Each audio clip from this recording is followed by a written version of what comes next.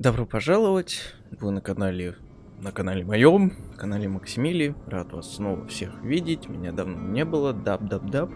И данный гайд будет довольно-таки коротким. Он будет идти отдельно от основного гайда последнего, финального по картостроению, потому что я посчитал, что так будет удобнее. И данный гайд я посвящу полной установке Mikera Tools с нуля. Специально для вас я полностью удалил Mikera Tools из своей системы. Вообще полностью подчистую. И сегодня я покажу, как правильно его поставить и как правильно настроить, чтобы все нормально работало. Так что я думаю, это заслуживает лайка. Да? Заслуживает же. Установка Mikera Tools, в принципе, для многих это довольно проблематичный процесс, потому что сначала нужно найти, где это скачать, и у меня это сейчас не с первого раза удалось в поисковике вбить и найти. Ну ладно, это не такая большая проблема. Самое тяжелое это уже возникает на моменте скачивания, сколько файлов, их там дофигища, и что нужно. Скажу сразу, нужно все. Итак, для начала мы переходим по ссылке в описании на официальную страницу скачивания бесплатной версии Mikera Tools. Я вот замечу именно бесплатной, потому как нарушать я ничего не хочу, да, и я уважаю права других, уважаю права того, кто владеет этим софтом, поэтому если вам нужна какая-то взломанная версия, и если вы сможете ее найти, то ради бога, пожалуйста, это на вашей совести уже. От меня ничего не зависит. Я покажу, как ставить бесплатную версию, и, в принципе, от платной установка не отличается абсолютно ничем, ну разве что количеством устанавливаемых пакетов. Итак, как я уже сказал, переходим по ссылке, которая находится в описании. Мы уже находимся на странице, как видите, скачивания. Вот тут куча всего, куча всяких файлов, и напротив каждого файла есть кнопка Download. Ну, что, естественно, скачать. Итак, что же нам нужно скачать? Первый файл в данном списке это наш readme файл. В нем предоставлено большее количество информации по поводу того, как что использовать в общем виде. И если вам эта информация нужна, то вы, естественно, этот файл скачиваете. Если вам нужно, скачивайте. Мне это не нужно на данный момент, поэтому я скачивать не буду. Следующий файл arma3p. Это наш установщик диска. Нам эта штука не особо будет нужна, но чтобы она была, мы ее скачаем. Качаем этот экзешник. Следующий файл это архив zip bulldozer tools. Это расширение для нашего бульдозера. Если вы как раз таки занимаетесь разработкой карт, вы смотрели предыдущие мои гайды, вы могли заметить то, что у меня там при запуске бульдозера возникали надписи на экране. Так вот, это как раз таки вот эта штука и есть. И если вы собираетесь ее ставить, она вам нужна, то вы, естественно, ее скачиваете. Нам она сейчас не нужна.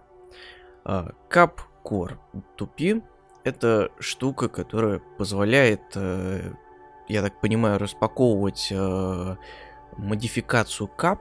Ну, я думаю, все знают, что такое Cap. Это сборка, это Community Upgrade Project, которая портировала из армы 2 контент в третью арму. Я так понимаю, это к этому относится. Монтирует, наверное, отдельный диск и распаковывает мод. На самом деле это появилось относительно недавно, я никогда этой штукой не пользовался, поэтому ставить я ее не буду.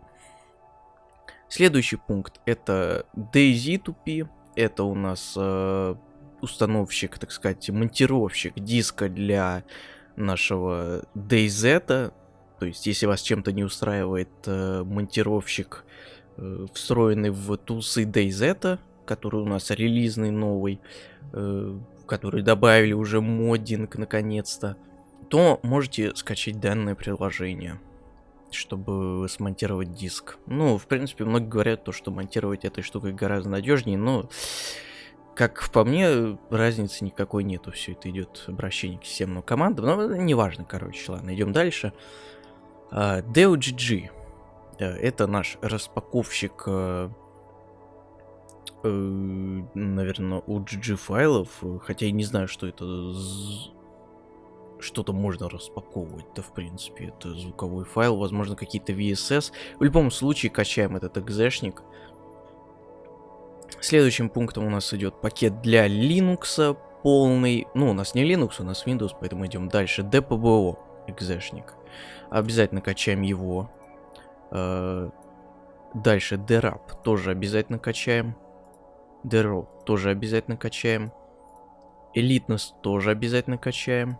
Extract PBO тоже обязательно качаем. Make PBO качаем также обязательно. Mikero SDK пропускаем. Origami пропускаем. PBO Project качаем. Rapify тоже качаем. И SDK Samples мы оставляем. Это уже исходный код. Но нам это не нужно на данный момент. Так, мы скачали все необходимые файлы. И теперь перейдем в папку, куда у нас все это скачалось. Как видите, у нас тут появилась куча экзешников. И, конечно же, что из этого ставить, как я уже сказал, все. Вам нужно открыть каждый файл и каждый файл поставить. Давайте начнем с самого верха. Вот у нас Arma3P. Открываем, я соглашаюсь, финиш. Открываем следующий, я соглашаюсь, финиш. Следующий. Headless Server Install. Мы нажимаем нет, нам это не нужно.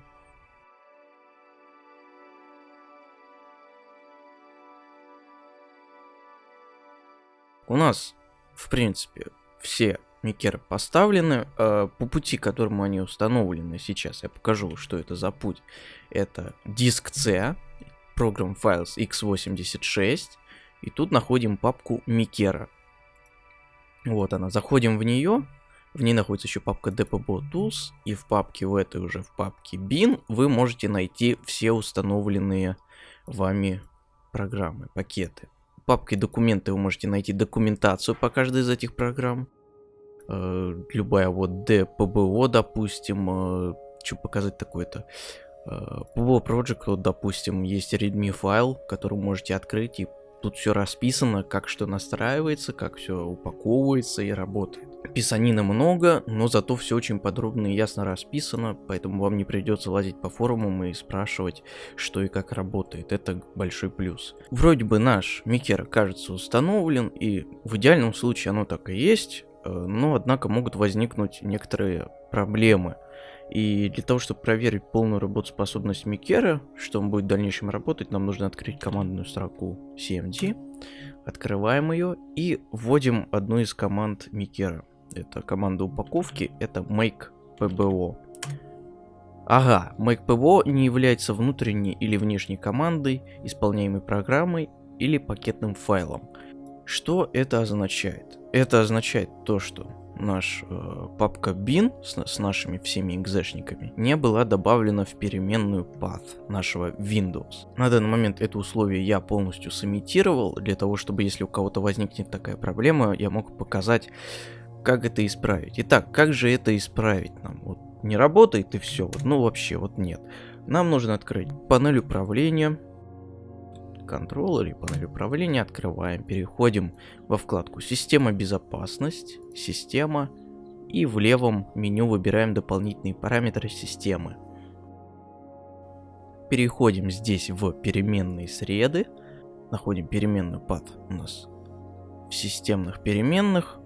Вот она внизу, как видите, именно в системных, не переменные пользователя Максимилия. Или какое у вас там название профиля, а вот именно системные. Двойным кликом открываем и нажимаем кнопочку «Создать». Создается у нас место для ввода, и нам нужно скопировать путь до папки нашей bin. Program Files, Mikero, DPBO Tools, bin. Мы полностью копируем этот путь. Переходим назад, нажимаем опять «Создать». Вставляем этот путь сюда. Нажимаем Enter, нажимаем ОК, ОК, панель управления можно закрывать. И теперь переоткроем нашу командную строку, да, и попробуем уже ввести эту команду заново. Make PBO. Вуаля, все работает. Наши исполняемые файлы запускаются теперь, и никаких проблем в дальнейшем при упаковке у нас не возникнет. Ну вот, собственно, на этом и все. Можете еще потыкать, проверить, что у вас все запускается, в особенности PBO Project. Ну, все работает, все запускается. Если так, все замечательно. Всем спасибо за внимание. Подписывайтесь на канал, оценивайте, оставляйте комментарии и до новых встреч, мои любимые.